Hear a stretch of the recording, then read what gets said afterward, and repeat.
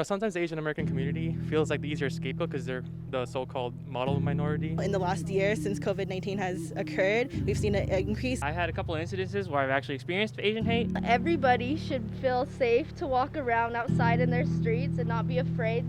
It's just that we just feel like we're not safe at all.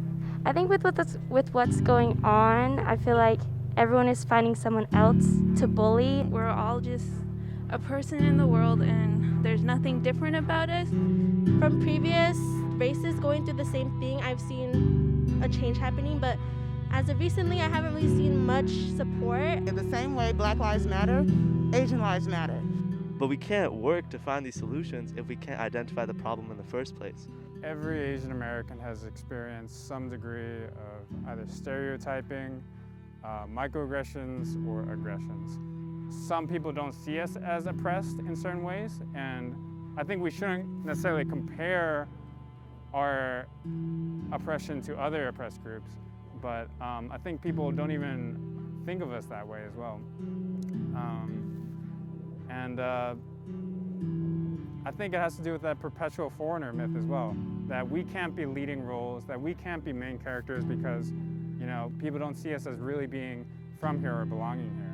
My brother has been called a chink, I've been called, Jackie Chan. Despite whatever happened between our peoples in Asia, when we get here, we're all the same to them. If we're gonna face the same treatment here, then we have to stick together here. The pandemic, 2020, was a year of such tragedy, a really tough time for everyone, and I think that Chinese people, and by proxy, Asian people in general, became the scapegoat.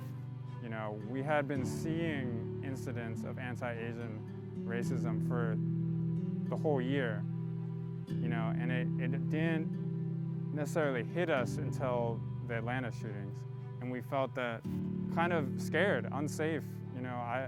My partner is Asian American, my father is Asian American, my grandpa is Asian American, my great aunt is Asian American, and just walking around the streets, we feared for them. If you look at a majority of Asian Americans, many are still living under the poverty line. If you look at the disparities between East Asians and Southeast Asians,